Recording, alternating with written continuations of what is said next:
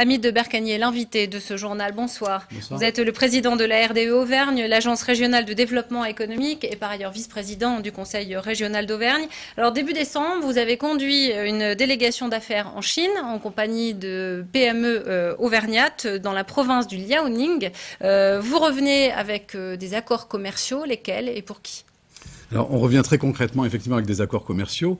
4 chefs d'entreprise m'ont accompagné dans cette délégation, et 2 sur 4 sont revenus avec des contrats fermes et définitifs. Ça, c'est pour le bilan chiffré. Mais en fait, cette visite a été préparée de longue date. De longue date, en fait, par le biais d'une convention, c'est ça, d'un accord, d'un partenariat avec la Chine? Alors, ce qu'il faut savoir, et peu d'Auvergnats sont au courant, c'est que l'Auvergne a un accord de coopération décentralisée depuis 2006 avec cette province du nord-est de la Chine. Pour vous donner une idée, c'est 43 millions d'habitants.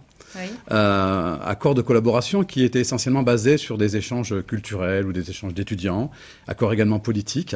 Et depuis 2 ans, nous avons un Auvergnat sur place qui est chargé de prospecter les entreprises auvergnates susceptibles d'être intéressées par le marché chinois. Donc lui, il avait préparé le terrain en amont pour que vous puissiez, avec les entreprises, rencontrer les acteurs économiques chinois et que ça donne lieu à des discussions fructueuses. Voilà, tout à fait. Donc il avait préparé ce terrain et ces échanges ont eu lieu à 2 niveaux. Donc un niveau politique, en Chine, c'est quasiment obligatoire. Oui. Donc vous rencontrez l'Assemblée populaire.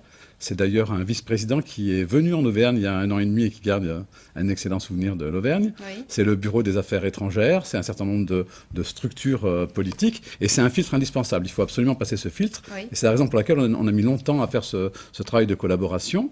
Et ce filtre étant passé, il ne nous restait qu'à rencontrer les interlocuteurs plus économiques avec effectivement l'accord. Parce qu'il faut dire les choses comme elles sont, l'accord de ces autorités politiques. Donc ce voyage était bien préparé et on a eu 2 rencontres importantes, 2 niveaux de rencontres, des rencontres politiques et des rencontres économiques. Et alors pour les entreprises qui n'ont pas encore signé d'accord, qu'est-ce qui se passe pour elles? Alors il y en a 2, donc 2 sur 4, et elles ont des promesses de contact.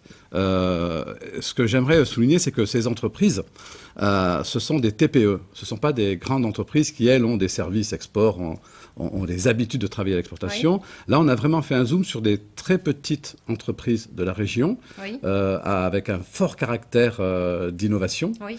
Et qui permettent, et ce voyage représente pour certaines plus de 10% de leur chiffre d'affaires, et ce sont des entreprises qui vont embaucher dans l'avenir, ça c'est important, qui vont embaucher. Il y a l'entreprise qui a les plus gros contrats, aujourd'hui c'est 20 personnes, d'ici 2 ans c'est 200 personnes en Auvergne. Elles vont créer de l'emploi, notamment grâce à ces contrats. Auvergne, grâce à ces contrats, et c'est de l'emploi non délocalisable. Et quand on vient de voir le reportage que vous avez passé à l'instant sur Préciturn, où effectivement on connaît ces entreprises dans les collectivités, on les a soutenues à plusieurs centaines de milliers d'euros, et quand on voit le résultat d'une entreprise importante qui est soutenue financièrement et qui met 138 personnes à la rue. Bon, je crois que modestement, ce petit voyage avec ces 4 chefs d'entreprise leur permet d'avoir des accords de collaboration qui permettent effectivement d'asseoir un peu leur activité économique. Ce sera ma dernière question. Pourquoi est-ce qu'il est important pour les entreprises auvergnates de s'ouvrir à la Chine, au marché chinois? Alors, toutes les entreprises doivent s'ouvrir à l'exportation, par définition. Alors, chinois, parce qu'on a effectivement ce capital de relations, mais à l'extérieur, c'est important. Il y a 1 salarié sur 4 en France qui travaille pour l'exportation. Et quand on entend les pronostics économiques pour notre région, notre pays, où on parle plus du tout de croissance, c'est bien entendu évident qu'une partie de la croissance, elle est à l'extérieur de la région, de la France et de l'Europe. Hamid Bercagnier, merci.